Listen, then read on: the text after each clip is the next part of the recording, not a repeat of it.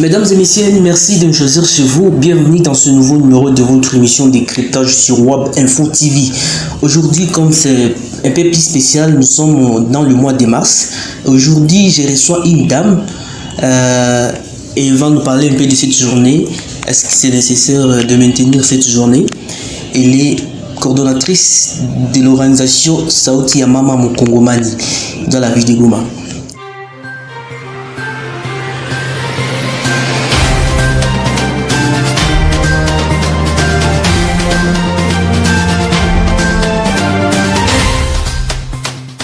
J'ai le plaisir de recevoir Madame Nelly Lumbolo. Bonjour.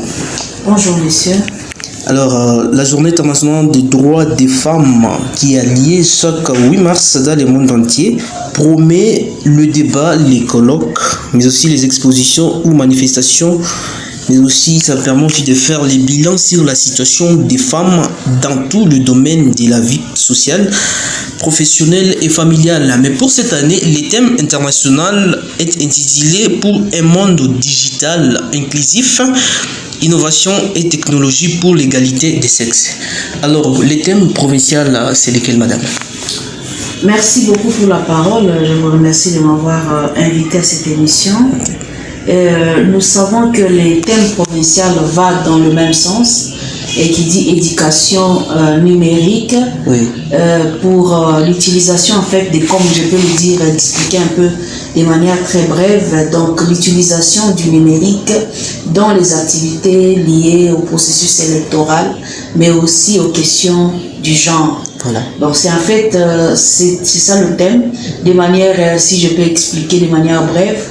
Et ce thème nous renvoie à pouvoir réfléchir sur comment les femmes utilisent les digitales ou alors les numériques pour en fait impacter le monde, pour, dans le cadre surtout par rapport aux élections. Aujourd'hui, nous sommes dans un processus électoral qui a déjà été lancé. Oui. Et nous savons qu'il y a aussi l'enregistrement ou l'enrôlement des électeurs qui s'est fait en province du Nord Kivu.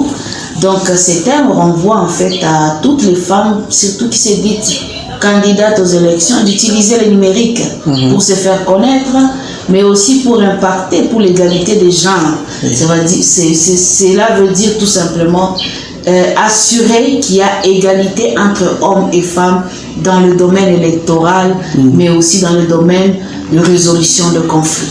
Voilà, d'ailleurs, c'est les thèmes qui vont nous intéresser, les thèmes provinciaux. Alors, vous êtes coordonnatrice d'une organisation qui milite pour les droits des femmes. Ça s'appelle Sauti ya Mama Mukongomani. Alors, qu'est-ce que vous faites pour faire attendre cette voix de femme, surtout de la femme du Nord Kivu? Bon, comme tu l'as dit, nous sommes une structure, un réseau des organisations féminines. Tu as parlé de Sauti ya Mama Mukongomani, c'est vraiment ça. Et Sauti, comme vous le savez, en français, c'est la voix de la femme congolaise. Notre rôle à nous, en tant que Sauti, c'est de faire hausser la voix de la femme sur toutes les questions qui le concernent, les questions des inégalités liées au genre, des questions des violences qu'elle subit nuit et jour, mais aussi d'autres formes de questions que je peux, par exemple, citer ici. La question, par exemple, la protection de l'environnement, l'accès des femmes à la terre. Donc, toutes ces questions-là, mais aussi la gouvernance. Oui. Comme je l'ai dit, donc la gouvernance, ça veut dire pour nous la participation des femmes aux instances et prises de décision. Oui. Donc, nous organisons des activités de promotion des droits des femmes dans tous les domaines dont on vient d'évoquer ici. Et ces activités nous aident à mener les femmes, n'est-ce pas, à revendiquer leurs droits, rendre ces femmes-là capables pour qu'elles soient en mesure de revendiquer leurs droits devant les autorités, mener des actions de plaidoyer, sensibiliser les communautés, mais aussi arriver à défendre s'il l'échait. Et là, c'est quand, par exemple, il y a des violations, des abus qui sont faits à l'endroit des femmes, nous sommes là pour accompagner ces femmes-là à pouvoir revendiquer ces droits-là même devant les causes et tribunaux. Est-ce que vous pensez que cette journée, elle est toujours nécessaire d'être maintenue ou d'être célébrée? Est-ce que la femme a trouvé les gains de cause? Évidemment, parce qu'en fait, la journée internationale des droits des femmes, parce qu'il y en a qui disent journée des droits de la femme, oui. Mais nous disons c'est la journée internationale des droits de la femme. Cette journée nous amène à pouvoir faire des bilans, savoir qu'est-ce que nous avons fait pour faire avancer les droits des femmes, qu'est-ce qui n'a pas été fait pour que nous puissions réfléchir sur de nouvelles stratégies et des approches à prendre, mais aussi à la fin, c'est de célébrer, n'est-ce pas, les succès, oui. Célébrer les succès. Donc ça nous amène à tirer des leçons, des bonnes pratiques que nous faisons, mais aussi à réfléchir sur des nouvelles activités que nous pouvons organiser, toujours pour faire promouvoir les droits des femmes. Alors, donc elle a vraiment son importance. Oui. Et nous pensons qu'à travers cette journée, les femmes ont la possibilité de réfléchir tous les jours. C'est pas seulement aujourd'hui, ou alors au cours de la journée, mais les femmes ont droit de pouvoir maintenant réfléchir désormais pour savoir où est-ce que nous en sommes avec les droits des femmes. Voilà. Et en République démocratique du Congo, nous sommes dans une période électorale. Est-ce que la femme, elle est active jusqu'à ce niveau, surtout dans la sensibilisation de la population pour aller s'enrôler, par exemple?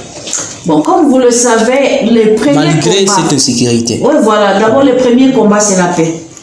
Nous sommes sur disons, nous vivons dans un contexte assez particulier en République démocratique du Congo où les femmes de la province du Nord Kivu aujourd'hui sont appelées à se déplacer nuit et jour à cause de ce qui se passe, ce qui en fait affaiblit leurs actions au niveau de leur communauté, de leur village quant à ce qui concerne les élections. Aujourd'hui, nous avons plusieurs femmes qui sont dans les camps des déplacés. Vous voyez ce que ça fait. Donc ça fait que des actions qui pouvaient être menées dans la cité, dans le village, dans la communauté, ne sont vraiment pas organisées telles que prévues parce que il y a beaucoup de déplacements, il y a beaucoup de situations qui en fait limitent en fait les pouvoirs d'action des femmes. Mais nous pensons que avec déjà les élections ou alors le processus d'enregistrement qui a été lancé, nous avons le devoir, en tant qu'organisation qui accompagne les femmes, de demander aux femmes de s'enrôler. Il ne faudrait pas que seulement les femmes voient l'enrôlement comme une formalité pour avoir la carte, pour traverser, aller acheter je ne sais pas, la tomate au Rwanda, ou alors, je ne sais pas, traverser, aller en Ouganda. Mais on doit aussi voir cette possibilité-là que nous offrent les élections pour que nous puissions occuper des postes de responsabilité.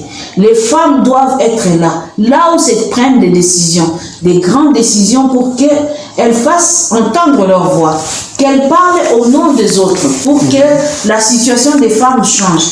Vous savez, quand vous êtes dans une assemblée comme celle qui est notre assemblée du Nord Kivu, où vous essayez de regarder, vous voyez que vous avez que 3 femmes. Et il y a des questions, par exemple, des femmes qui doivent passer. Je prends le cas, par exemple, de l'édit sur la protection de la femme et de la mère et de l'enfant. Donc, disons, c'est un édit qui a été proposé pour la protection spéciale de la femme enceinte et de l'enfant. Mais cet édit-là n'a pas trouvé l'appui des députés. Pourquoi? Parce qu'ils n'ont pas trouvé d'importance. Vous savez, quand vous ne mettez pas au monde, c'est une question que vous ne pouvez pas ressentir dans votre... Parce qu'il y a cette minorité de femmes dans l'Assemblée. Oui, mais quand les femmes, même les 3 femmes pouvaient se réunir ensemble pour dire que l'édit va passer sous examen, mais n'a pas été possible. Pourquoi? Parce que les autres n'ont pas trouvé d'importance par rapport à cet édit. Donc il y a des questions spécifiques et que les femmes doivent, ou les femmes veulent, ou par moment, faire entendre, mais qui ne peuvent pas parce que tout simplement nous ne sommes pas là. Et s'il y a des questions, par exemple, spécifiques liées aux droits de la femme, qui ne sont pas écoutées au niveau des instances vraiment décisionnelles, c'est parce qu'en fait, il y a une faible représentativité de la femme dans ces instances. Et cette faiblesse, elle est expliquée à quoi? Est-ce que c'est le manque d'éducation civique ou c'est juste que la femme n'a pas encore compris son rôle ou c'est par rapport à plusieurs, en fait. Il faut se dire qu'il y a plusieurs défis aujourd'hui pour que les femmes participent. D'abord, le premier défi, c'est lié à l'instruction ou à l'éducation même des femmes. Comment est-ce que les femmes sont socialisées au sein de leur famille? Comment est-ce qu'on les éduque? Qu'est-ce qu'on leur dit?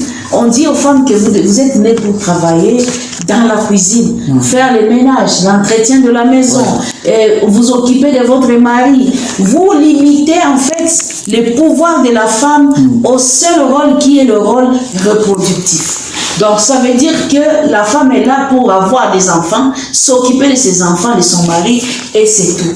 Pourtant, cette femme-là, qui part à l'école comme les autres, et d'ailleurs aujourd'hui, il est démontré clairement que les filles, surtout à l'école primaire, sont très fortes que les garçons. Partez dans les proclamations à la fin de l'année, ou les cérémonies de proclamation, vous allez vous rendre compte que réellement, les filles travaillent très bien, elles sont très intelligentes, si elles sont seulement très bien encadrées par leurs parents. Donc, les filles, il y a une main d'œuvre qui est mise à côté. L'autre côté, l'autre défi, c'est le défi, je vais dire ici, socio-culturel, où les communautés, la perception même du rôle de la femme, même au sein de nos différentes communautés, on prend une femme comme celle qui doit, n'est-ce pas, être que là pour, comme on l'a dit, pour des travaux, mais aussi cette femme-là ne peut pas participer dans les instances un peu plus haut. On lui colle des stéréotypes. Cette femme-là, si elle part travailler, elle sera très orgueilleuse. Vous pensez que les hommes sont toujours gourmands dans ce sens? Bon, je vais dire pas seulement gourmands, hein. C'est en fait une question de masculinité négative. Où les hommes se disent, non, les femmes ne peuvent pas être là. Surtout quand les femmes, moi qui suis un homme, je ne vois pas l'importance d'une femme de participer. L'autre défi, c'est les défis liés plus, si vous essayez de voir, à l'économie. Les femmes n'ont pas l'argent. Comment est-ce que quelqu'un qui n'a pas l'argent peut se dire, je bats campagne avec les autres députés qui sont à Kinshasa, qui viennent avec des moyens, n'est-ce pas, pour battre campagne, et moi je me dis, je me mets à leur niveau ou à leur hauteur. C'est en fait ça qui bloque l'émergence même des femmes. Et il y a d'autres défis liés, soit par moment aussi à l'ignorance de la femme, de ses droits, de ses propres droits. Est-ce qu'elle-même aussi, elle travaille pour qu'elle soit capable de pouvoir, n'est-ce pas, impacter le monde pour qu'elle occupe le poste responsable? Est-ce qu'il ne faut pas mettre l'accent sur la méritocratie aussi? Parce que ça ne suffit pas d'être femme, il faut aussi le mériter. Nous pensons que nous avons suffisamment de femmes compétentes dans ces pays. Donc c'est vrai, c'est aussi par moments ridicule que pour des postes de responsabilité, par moment, on voit que les gouvernements ou alors ceux-là qui nomment ont tendance, je ne dis pas tout à tout moment, de prendre des femmes qui ne méritent pas pour les mettre là-bas. Et ça ne fait pas honneur à la femme. Parce que les femmes qui sont intellectuellement vraiment très bien positionnées, qui peuvent occuper des postes, ne sont pas souvent appelées à occuper ces postes. Mais pourquoi certaines sont absentes apparemment? C'est parce qu'en fait aussi, il y a cette crainte-là.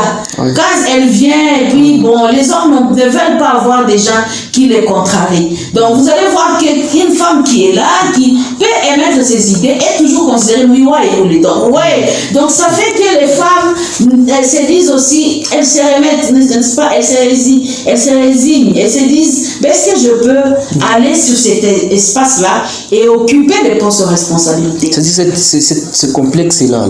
C'est complexe en fait, c'est pas naturel, hein? C'est en fait par éducation. C'est pas que quelqu'un peut naître aujourd'hui et être complexé, parce que ça dépend de comment on éduque un enfant, de qu'est-ce qu'on lui dit. Moi, ma fille par exemple me dit, je serai président de la République. Mais est-ce que je vais lui dire, tu ne peux pas être président de la République? Je lui dis que tu peux être président de la République. Il suffit seulement d'avoir des compétences, des capacités, et sur ça que tu dois travailler. Dans le gouvernement, il y a au moins quelques pourcentages de femmes. Cela suffit pour vous? Je dis non, parce que c'est encore très insignifiant. Nous savons que le gouvernement de Tshisekedi, quand même, par rapport à tout le gouvernement que nous avons connu dans ces pays, est arrivé quand même à rehausser le taux de participation des femmes à 28% dans le gouvernement.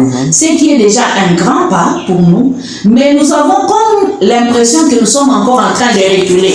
Alors que nous étions déjà en train d'avancer avec.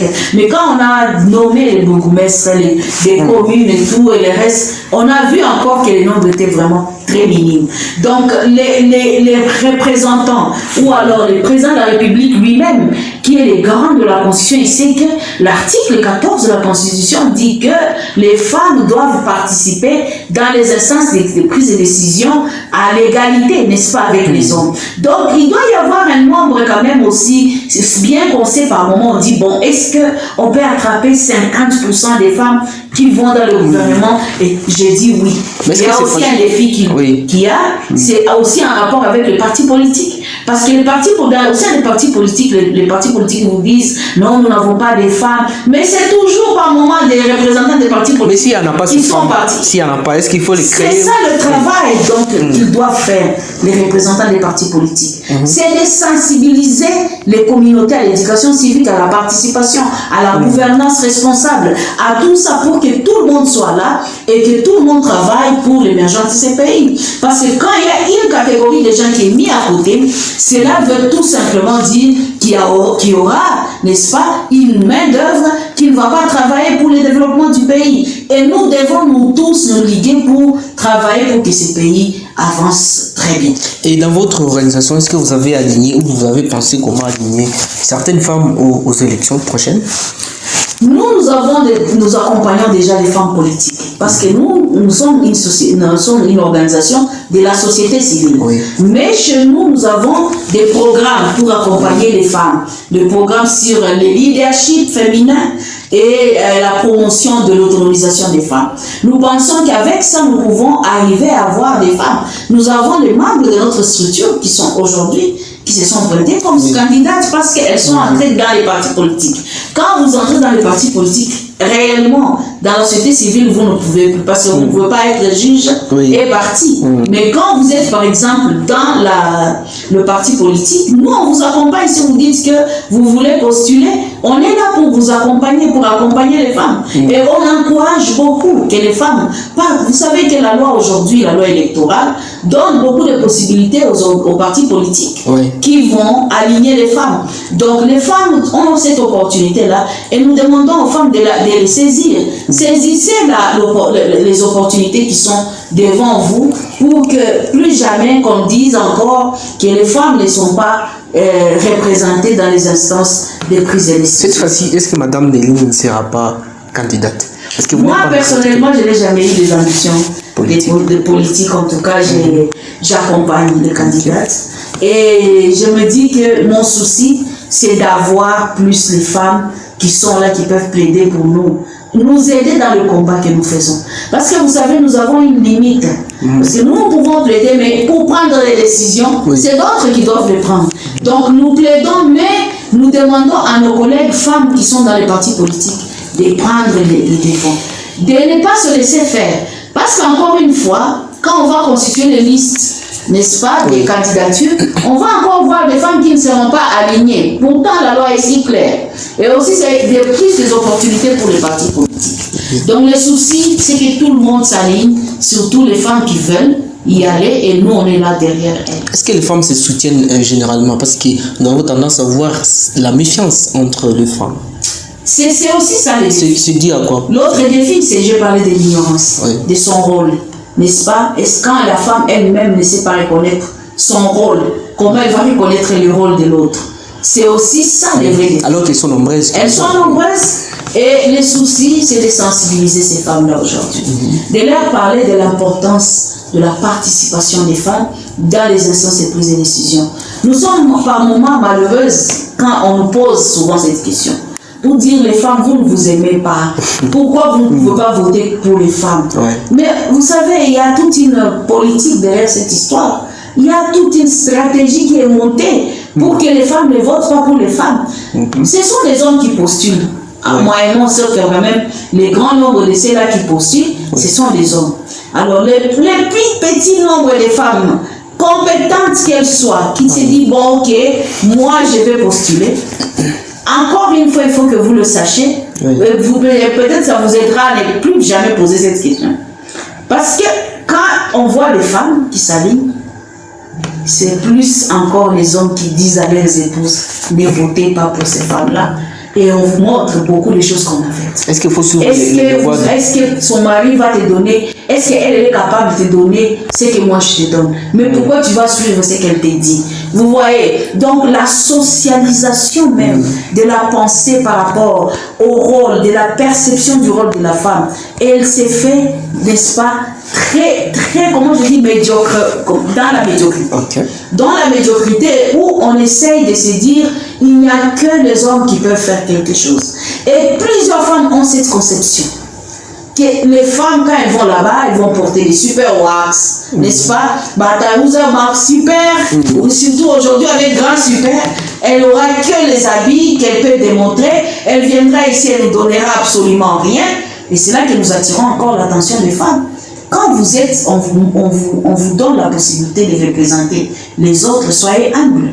Parce qu'aussi, les femmes, n'est-ce pas, ont aussi cette comment je dis, ces petits défauts. C'est un petit défaut qui peut se corriger à tout moment. Sachez que vous ne pouvez pas arriver là-bas si les autres ne veulent pas. Donc, vous devez vous mettre disons à la hauteur pour prendre aussi la possibilité, n'est-ce pas, d'amener les autres à vous faire confiance. Si vous partez là-bas et que aujourd'hui ou demain, vous avez un numéro, les numéros ne passent plus, les autres commencent à vous appeler, vous êtes par moment très occupé, et même le soir quand vous avez un peu de temps, vous ne savez pas rappeler ceux-là qui vous ont voté, c'est aussi ça. Mais les mêmes critiques vont aussi du côté des hommes. Oui. Mais vous savez pourquoi on ne voit pas les critiques du côté des hommes? C'est parce qu'en réalité, on pense que les hommes ont le droit de travailler dans les instances de prise de décision et que les femmes, pour elles, c'est des faveurs qu'on leur accorde. Pourtant, ce n'est pas ça. Alors, les hommes ont des défauts aussi, parce que les hommes partent là-bas, on apprend un homme a pris 2-3 femmes, et personne n'en parle. Mais quand c'est une femme, par exemple, qui divorce au cours d'un mandat, au cours, je ne sais pas, c'est toute la critique de toute la République qu'on va avoir. Comment cette femme-là pouvait se comporter comme ça? Bien que je n'encourage pas cet aspect, mais je me dis qu'il faut toujours séparer les privés et le public. Parce que, et c'est là pour tout le monde. Merci beaucoup, madame. Il nous reste en tout cas peu de temps. Nous allons devoir terminer cette émission. Les terrains politiques, socio-économiques inégaux continuera de limiter la pleine et active participation des femmes au développement de leur pays respectif, à moins qu'une action concertée ne soit entreprise au niveau national, régional, pour répondre à cette préoccupation. Alors, les défis, c'est quoi selon vous? Les défis, les enjeux de tout cela? Bon, vous savez, nous sommes sur un terrain aujourd'hui, dans le processus électoral au Congo, un terrain assez glissant, on le sait, où c'est plus les moyens qui fait de quelqu'un de pité, n'est-ce pas? Et vous voyez, le plus grand défi, comme je l'ai dit, c'est les moyens, la femme n'a pas l'argent. Et aujourd'hui, on est sur un terrain où on sait aussi que les us et coutumes bloquent l'émergence des femmes. Dans certaines coutumes, on vous dit la femme ne peut pas avoir travailler comme président de la République. Tout cela dépend de l'éducation. Tout cela dépend, c'est ça, comme je le disais. Donc, tout ça, je pense que le rôle que nous devons jouer, nous, en tant qu'organisation, en tant que médias, c'est d'accompagner, n'est-ce pas, ce processus électoral pour que les femmes sachent qu'elles ont les droits de pouvoir participer. Merci beaucoup. Pour terminer, quel est votre message que vous lancez à toutes les femmes du Nord Kivu qui sont toujours victimes de ces affres de la guerre normalement? D'abord, je vais dire Paul et à toutes les femmes de la province. Vous savez, même de l'Ituri, nous sommes dans la partie est où c'est instable depuis plus de 20 ans déjà. Et nous sommes des femmes très fortes. Ça, il faut le reconnaître. Vivre dans un espace comme celui-ci, c'est pas facile. Et nous pensons que si la possibilité est donnée aux femmes d'occuper des postes de responsabilité, je crois même qu'il y a des questions qui trouveront des solutions, notamment les questions de paix. Parce que les femmes doivent travailler sur l'agenda Femmes, Paix, Sécurité pour que leur situation change. Et je demande à toutes les femmes de la province, n'est-ce pas, de travailler fortement pour que la situation change. Nous devons nous mobiliser pour la paix, nous mobiliser pour faire que nous comprennent et arrivent à trouver des solutions adéquates. Merci beaucoup, madame. Nous sommes arrivés à la fin de cette émission, mesdames et messieurs. Merci à vous tous de nous avoir suivis. Madame, je vous remercie d'avoir accepté notre invitation dans cette émission. C'est moi qui vous remercie. Mesdames et messieurs, à très bientôt.